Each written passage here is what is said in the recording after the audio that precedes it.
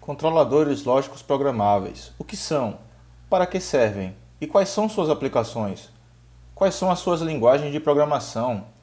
Quais as diferenças entre CLPs, Arduinos e FPGAs? Estas são algumas das perguntas que vamos responder ao longo deste curso. Vamos nessa! CLPs são basicamente computadores industriais. Eles utilizam circuitos integrados ao invés de dispositivos eletromecânicos. Então eles foram concebidos para substituir os painéis de um sistema de uma indústria que utilizavam relés eletromecânicos. Veja nessa figura um CLP de pequeno porte. Não estranhe se você ouvir chamá-lo de relé programável. Assim também é conhecido na literatura. Aqui você tem acesso aos terminais de alimentação 24 volts. Aqui ao lado você tem acesso aos terminais de entrada de I1 a I8. São terminais de entrada digitais. E A1 a A4 são entradas analógicas. Padrão de comunicação RS485. É um CLP da General Electric, GE. E aqui abaixo você tem acesso aos terminais de saída, pela variável Q. Então, de Q1 até Q8, você tem os terminais de saída desse CLP. Então, são saídas com um valor de corrente no máximo 0,5 A. Se você tiver valores maiores, você vai precisar usar um TC, que é um transformador de corrente. Ok? Outro recurso muito importante sobre os CLPs é a característica deles terem suporte para diversas instruções. Então você pode fazer diversas funções de sequência, temporização, contagem, operações de aritmética, tanto ponto fixo como ponto flutuante, manipulação de dados, comunicação para controlar máquinas, acionamento de máquinas ou válvulas proporcionais em sistemas industriais das mais diversas aplicações. Aqui você pode perceber um diagrama genérico simplificado de como o CLP ele interage com o ambiente industrial.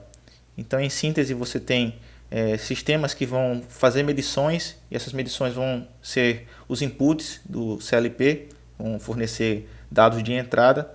O CLP vai ter uma lógica de programação, então a partir dessa lógica de programação ele vai enviar dados na sua saída para acionar ou fazer manipulações em atuadores. Então os atuadores executarão lógicas de controle, tarefas de controle em um determinado processo ou máquina. Então esse processo ele pode ser de natureza contínua ou de manufatura discreta.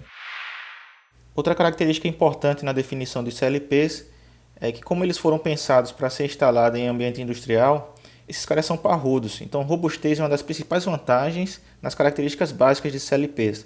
E, naturalmente, quando o projeto ele tem um requisito, confiabilidade no seu requisito básico, os CLPs eles têm preferência se comparado com outras tecnologias no mercado.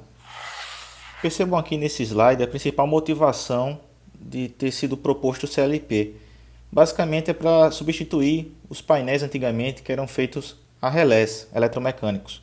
Então nessa animação você pode perceber aqui uma situação com os relés eletromecânicos e o painel sem os relés, onde a lógica dos relés foi toda embarcada na programação do CLP. Então o CLP ele tem essa característica em que a lógica fica dentro do seu módulo, né, na sua programação.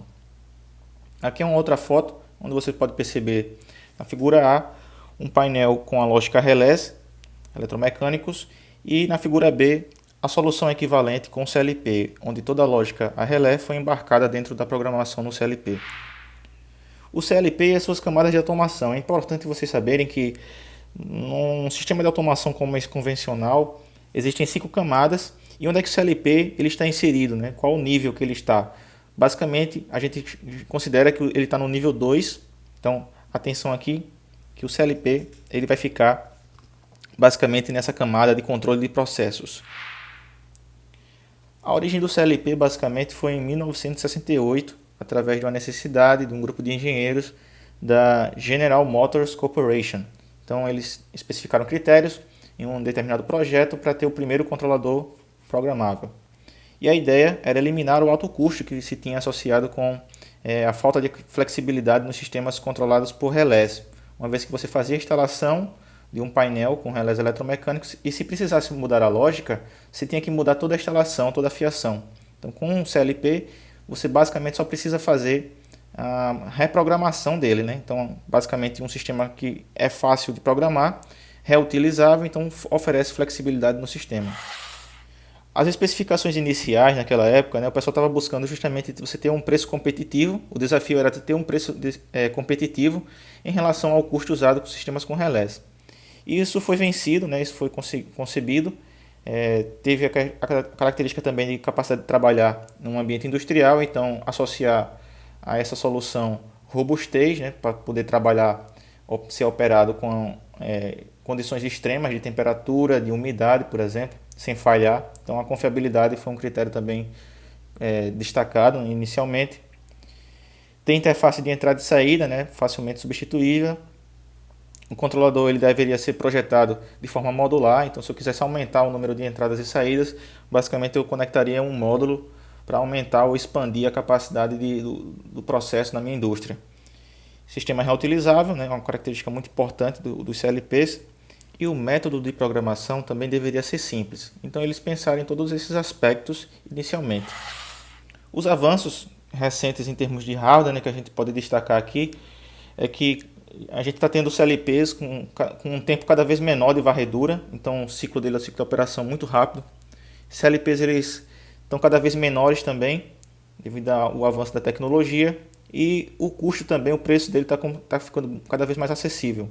É possível observar também que as soluções, né, elas podem incluir cada vez mais um número maior de entradas e saídas, dispositivos I/O, na característica desses módulos CLPs, processamento distribuído, incluir também funcionalidades de interface de PID, né, sistemas de controle proporcional integral derivativo, rede CAN, outras redes industriais que vão ser vistas mais à frente, né, field buses, e também a possibilidade de fazer interconexão com sistemas específicos, né, como termopares e extensômetros, né, os string gauges. São aos termos de software, a gente pode destacar que ele está tendo um avanço, né, com o conceito da orientação a objetos, a programação orientada a objetos, e em acordo com a norma IEC 1131.3.